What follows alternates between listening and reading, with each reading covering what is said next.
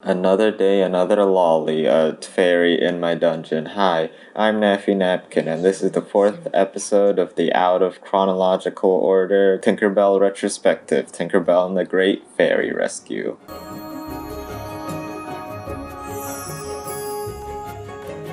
So this movie, it's introduced that fairies start invading the mainland with fairy camps, which contain two problems I'll gloss over. Generally, all bug painting and flower growing and animal nurturing, it's all done in Pixie Hollow, so why are there camps in the human world? And I might as well ask, how do they transport everything from Pixie Hollow to mainland? Second problem, it was established Tinker Fairies weren't needed on mainland, but they were in this movie, with fairy camps going around, so are we just gonna retcon Tinkerbell's main motive of not being able to go to mainland from the last movie? Well, whatever. Fairy productivity changes when Tinkerbell made all those technological advancements with lost things, and she was actually too good as she found nothing to fix. Besides that, because she was on mainland, she was naturally interested in finding more lost things and was even told a human house was nearby, but was given a warning to never go near man-made stuff or interact with humans.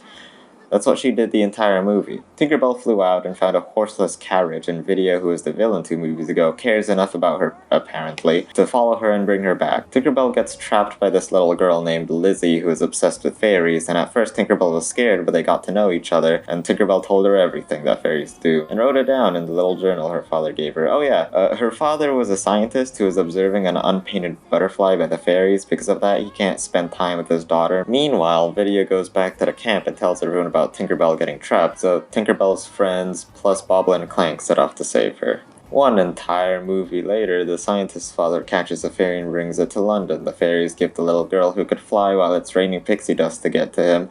They do, and naturally he's surprised her daughter is flying, and she tells him, "You don't have to understand." And then we get a picnic party with all of them, and the end. So that was Tinkerbell and the Great Fairy Rescue, and stupid old me last episode thought I had nothing to talk about, but oh boy was I wrong. This movie's theme was about parenthood and the basis for the advancement of science. They're both about the father who learns these morals. Of course, I make these topics as grand and vague as possible. Really, most of this movie was Tinkerbell bonding with this little girl, Lizzie, while the other fairies were fighting for their lives in really harsh conditions for a fairy. One thing I'll mention before the themes and morals of this one, I just want to say something I've always liked about Tinkerbell movies that's honestly probably the main draw: the extent to detail they add to the characters' humanity and realism in portraying them.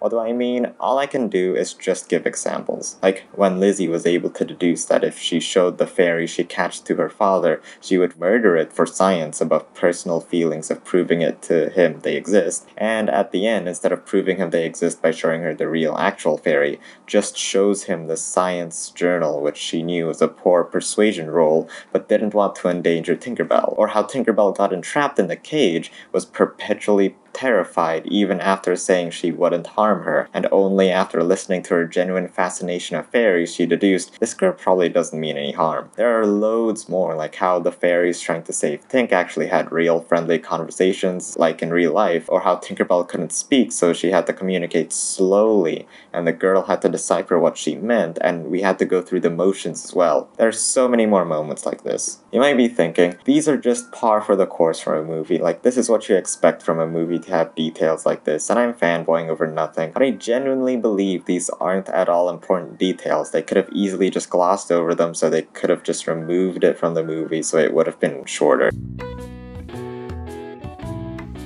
But no, they decided to make a realistic world with developed and fleshed out characters. There's a genuine detail and passion throughout the making of this movie. I genuinely think we take little moments like these for granted.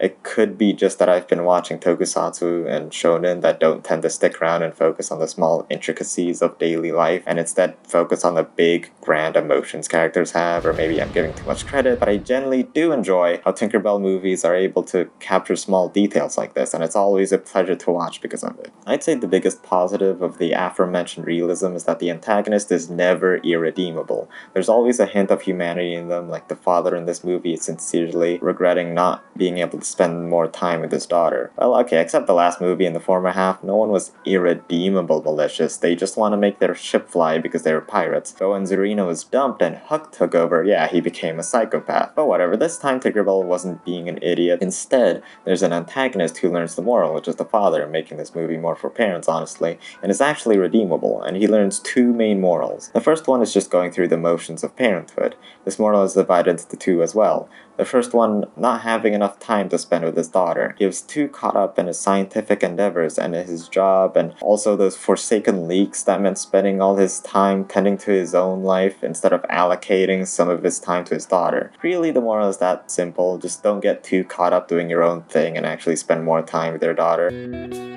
Otherwise, she'll spend all her time, I don't know, snorting pixie dust or something. The second moral is related to your wild beliefs as a child. Let's be honest, children are gullible and very easily indoctrinated. They'll believe pretty much anything. But this movie's message about believing dumb things as a child is in a weird position because fairies actually do exist, so that Santa Claus is real too, I guess. Okay, I'll get to the point. There's this heartbreaking scene where the little girl is forced to tell the truth by her father, and he wouldn't believe in fairies, so she tells him this. If I tell you the truth, you still won't believe me. Elizabeth, the truth. I was flying. My fairy showed me how. Oh, That genuinely was the truth. She proves it to him by showing her the field journal, and then he responds with, Elizabeth, this is what you've been doing? Field journals are to be filled with fact, not fairy tales. But Father, these are facts. I don't understand this foolishness, Lizzie. You have such talent. Why would you waste it this way? This must have been heartbreaking for her. Her entire life she was obsessed with fairies, and then her father just telling her blatantly they don't exist, literally tearing her dreams up to this point apart. I felt pretty sad for her, but luckily she knows, fairies exist, and the moral was he learns they exist, but I'll do some leeway and reinterpret this scene a little differently. Obviously, the moral wasn't whatever gullible child believes is actually real, and the physics of the Tinkerbell universe, of course fairies exist, but the message you could get from this movie is that you shouldn't act to your child like this. Youth is fleeting and all that, and it's better to just let them believe whatever they want when they're young until they realize for themselves that whatever they believed when they were young was unrealistic. The second moral is the main one, the one that turns the antagonist into a good guy. Lizzie flies all the way to London using pixie dust and meets up with her father. Her father, perplexed at how her daughter is flying, stops dead in his tracks and immediately ponders about how this is possible and doesn't bring the fairy he caught to show it off to the scientist board. Instead, he says, well, I'll let you see. I don't understand. You don't have to understand. You just have to believe. So I think this moral could be seen in two ways. One, humanity should stop experimenting and trying to find knowledge on things you don't have to understand stuff, which I think is absurd. Ideally, in the real world, somehow he would communicate with fairies and reach an agreement to ethically experiment with fairies, or just observe them, but I realize in movie morals it's unrealistic and complicated and also kind of still evil in a way, so okay. Also, even if this man agrees, not like the rest of the scientists or other humans can agree to fairy experimentation ethics. But it's still subjective if it's dumber than this man's motive. The entire movie is to have his scientific breakthrough, but then just give up and forget his entire motive. Or maybe it could be a jab at the system of being a scientist needing scientific achievements to be worth something. I do think I'm sort of reaching for this moral because this movie is for little girls and not a commentary on scholarly achievement, but because I won't be able to talk about this again, I might as well seize the moment. I don't want to talk about it in depth, so I'll just gloss over it because it's quite disturbing.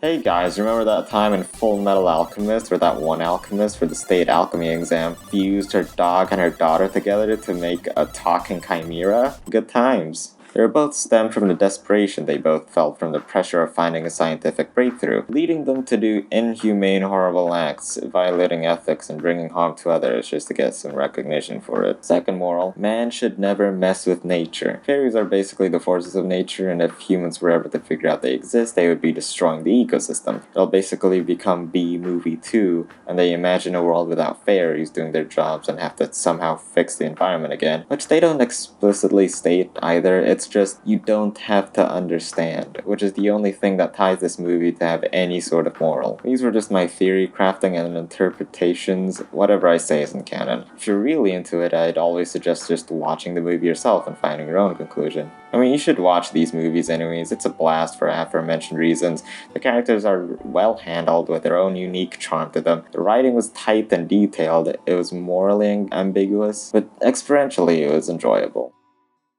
And I'm horny.